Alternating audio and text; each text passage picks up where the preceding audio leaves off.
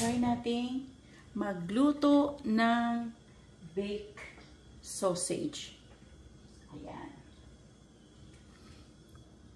So, ayan po yung ating mga ingredients sa ating baked sausage. Of course, ang ating honey garlic sausage.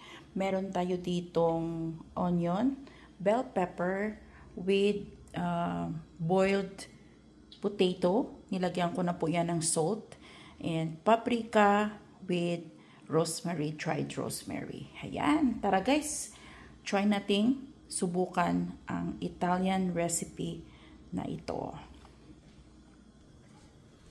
So, maglalagay tayo ng oil. Olive oil. Ayan. And we're going to start with the frying. So, first, uunahin natin yung ating... So, maglalagay tayo ng bawang.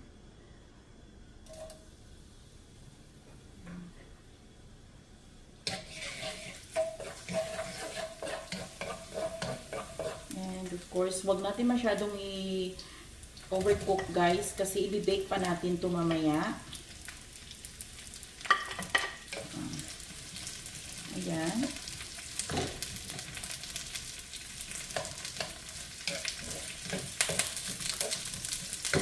Oh, shoot.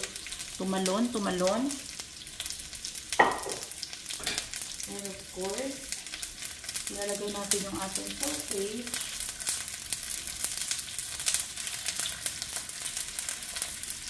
So, you can use Italian sausage. You can use any kind of sausage, guys. Ayan. So, hayaan nyo lang yung ibaba niyan. It doesn't matter. Kasi i-bake naman natin ito mamaya.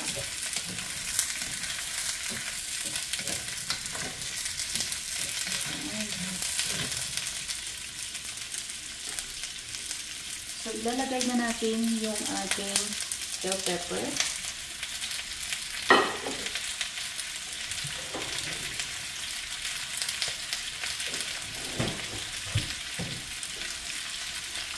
Ayan, lagyan na natin dito ng ground black pepper. And of course, salt. So, konti lang ang salt na ilalagay natin kasi naglagay na po ako kanina doon sa ating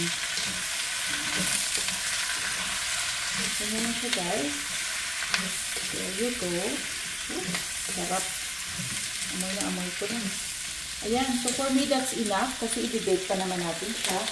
I-off na natin yung ating fryer. Ayan. Set aside. And then, ilalagay siya natin dito sa ating ito, guys. Ayan. Bake na eh. Ayun. Super duper mahalimuyak ang kanyang amoy.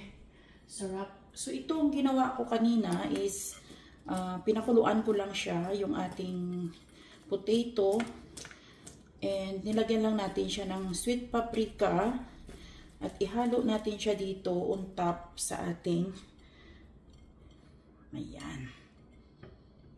Sundan nyo lang yung ating ginagawa. Ayan. So, as you can see, guys, medyo ano siya, apaw.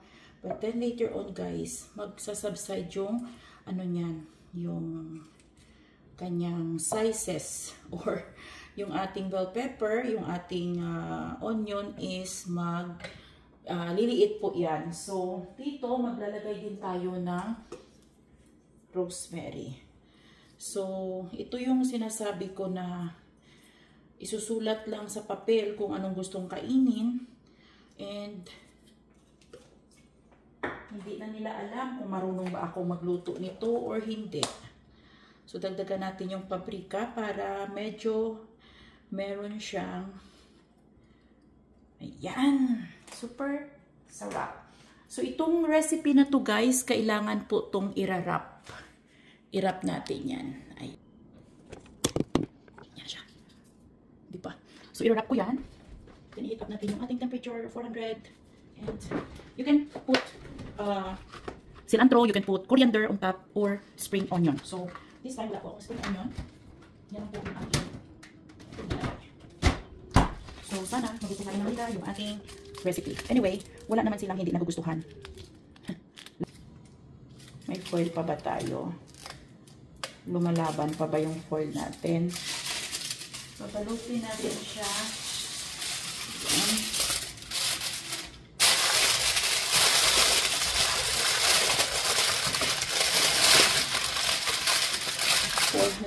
For 30 minutes. Ayan. Minute ko na yung ating oven. Kailangan is charan! Abangan nyo po yung finished product ng ating baked sausage with bell pepper, onion, and potato.